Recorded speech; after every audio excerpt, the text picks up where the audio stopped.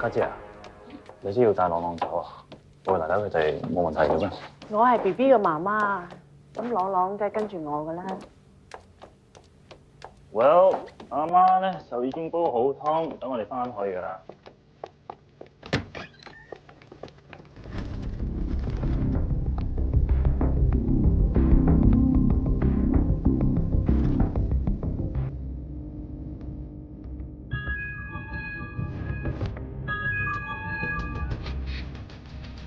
喂，我係。明白。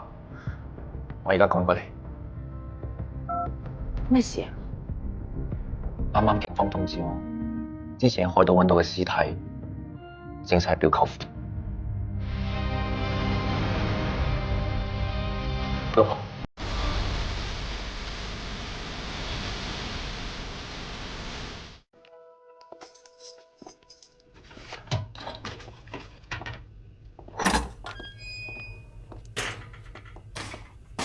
請問你邊一位係死者嘅家屬咧？佢係我嘅。我係佢個女啊。請麻煩認死者係咪父親黃啟禮先生？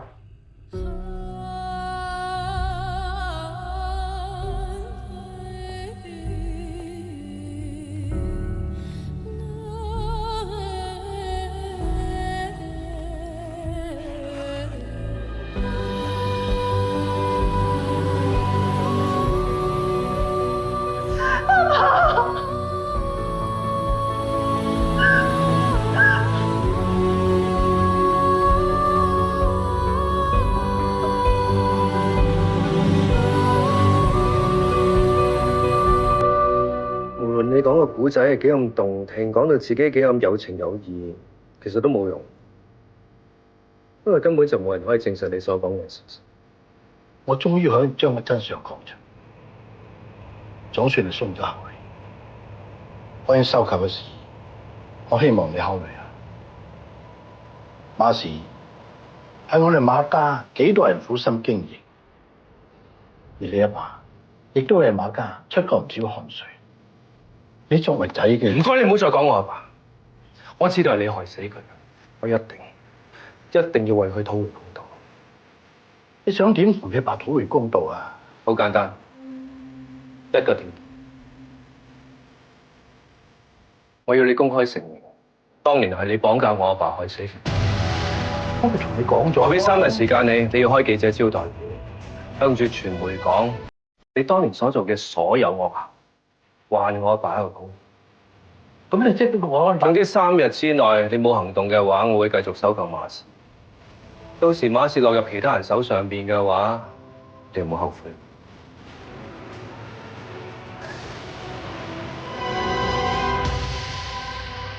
根據驗屍報告，死者嘅死因係因為後腦頭骨破裂，導致顱內出血致死。咁我表舅父係咪真係俾人殺死嘅？好有可能。首先，佢係死後俾人放入行李篋入面，然後塞多幾嚿大石頭掟落海度。另外，我哋喺大帽山山腰發現一架被燒淨只係得車架嘅私家車。好彩，架車嘅底盤號碼仲睇得到。事後證明係死者嘅車，佢俾人死後棄屍，好有可疑。邊個咁冇人性，要殺死我阿爸？咁我想問下，我外父係咩時候出事啊？由於屍體俾海水浸咗好幾日，暫時仲未能夠推斷出準確死亡時間。法醫推斷，死者應該係喺6至8日之前遇害嘅。唔知道兩位最後見死者係幾時啊？喺佢失蹤前1日，即係上個禮拜6，佢下晝仲特登過嚟揾我，話攞湯俾我飲㗎。阿生，你咧？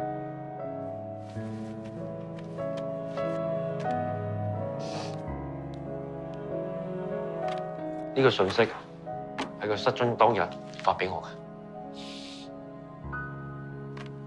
另外，你哋知唔知道死者生前有冇同人結過怨啊？我外父份人好圓滑，好少聽話會得罪人。我哋查過死者最近嘅出境記錄，發覺佢早排去過馬拉同新加坡。你哋知唔知道佢去嘅原因？太，你係咪諗起啲乜嘢？冇啊，我同我阿爸都係近排先相應翻佢以前啲嘢，我唔係咁清楚。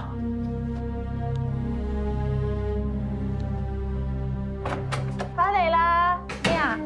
阿心翻嚟啦？係啊，我買咗個北海道植張蜜瓜，陣間飯後食啊。好啊。你有冇睇到電視新聞啊？你個表舅老爺啊，出咗事啊！真係冇睇喎，佢出咩事啊？你唔知啊？佢俾人殺咗啊，仲抌埋條屍落海添。吓？唔怪得呢排揾唔到佢啦，我都奇怪噶啦。朗朗，今日乖唔乖啊？哎呀，朗朗好乖啊，今日飲晒成樽奶添啊！咁叻啊！我準備開飯先。家姐啊，我有嘢想同你講啊。有咩食完飯先講啦，我陪多陣朗朗先。叻叻圈係咪啊？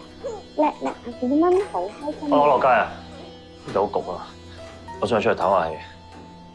係呀。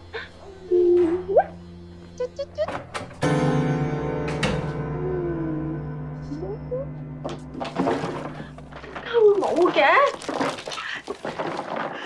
係佢喺媽祖廟嗰度求我到平安符，點解冇嘅？點解會冇㗎？其實我早已原諒咗佢㗎啦，點解我唔早啲同佢講啊？根本喺呢度度，係我第一次叫佢做阿爸。我知道佢一定好想聽到我叫佢做阿爸噶，點解我唔早啲同佢講啊？點解啊？我而家咩都冇啦，我冇阿媽，連阿爸都冇啦。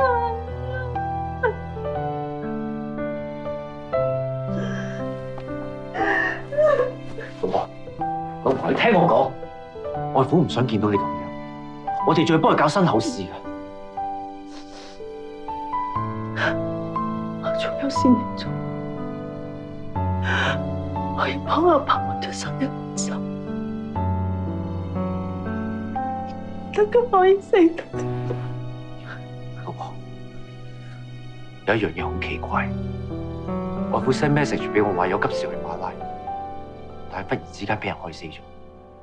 警察同我講，話喺佢屋企揾到個保護照，咁即係外父根本冇準備去馬拉。你唔係話我哋揾唔到阿爸嗰部手提電話嘅，會唔會係個兇手？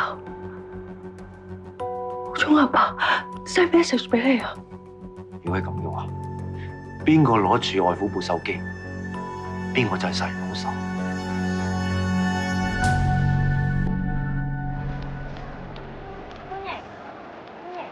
你好啊，呢邊啦。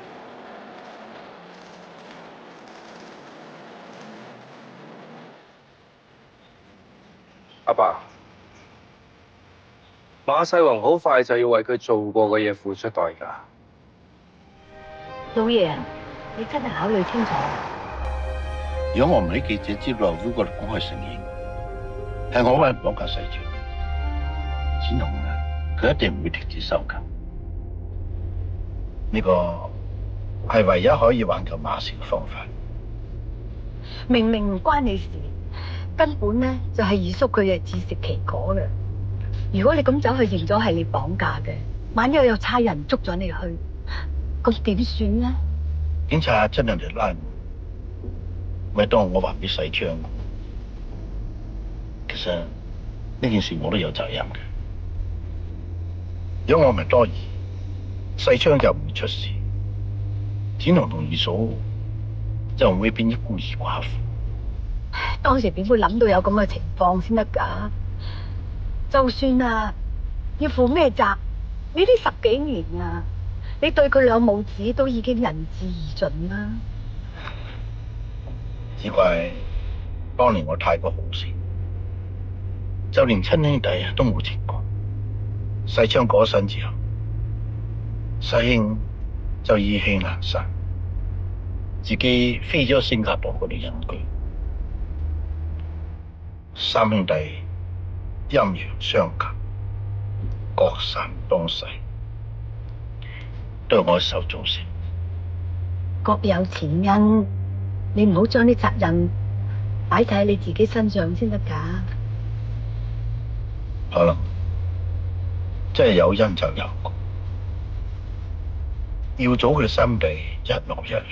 我話有人就存心不良喺度搞鬼啊針，一個就二家嫂，佢利欲熏心；一個就係呢個展雄恩將仇報。老爺，你點啊？老爺，我都未。係啊，老爺，老爺，醫生出嚟啦。醫生，我爹哋點啊？馬老先生心臟病發，好彩及時送到，而家情況暫時穩定。不過馬老先生年紀唔細，加上本身有高血壓、心血管閉塞，目前最緊要就係俾佢靜心休養，唔好再受太大嘅刺激，否則後果相當嚴重。大家放心，我哋入去睇下佢。我哋入去。大伯點啊？你仲敢嚟？你去到爹哋咁？我入去見佢。你走！我哋冇呢咁嘅親戚，馬家唔歡迎你。你明知你大伯係冤枉嘅，你仲要逼佢認錯，你係咪想逼到佢死為止？大伯當年做過啲咩？佢自己心知。都話冇咯，佢冇害過你阿爸，係你唔搞清楚呢件事，你夾埋外人嚟對付佢。10年來啦，佢照顧你、栽培你，你一啲恩情都唔念，你仲有面嚟見佢？你冇喐上身啊！我個眼就知啊，講你大伯一路都有為你打算。好多年前喺上海就買咗一間5星級嘅酒店，係用你阿爸個名嚟命名嘅。佢諗住送俾你，佢等你自己有自己嘅生意。佢就算呢幾年佢手頭好緊啊，佢都冇打算去賣咗呢間酒店嚟套現。佢對你已經盡情盡意啊！佢有乜嘢欠你㗎？你大伯當你係親生仔，你就當佢係仇人。就算啊，你咁樣對馬氏，佢從來佢都冇怪你。頭先佢出事嗰時候，佢都好自責，當然冇救過你阿爸。佢乜嘢都攞咗佢家，你知唔知？喂，大伯，你冇掂我啊！恩將仇報，你做咩企喺我哋面前？我同你揸車啦，有咩事你先講啊。開始。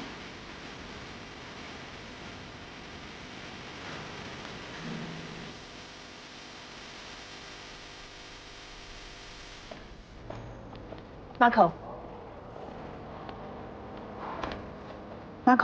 你冇嘢嘛？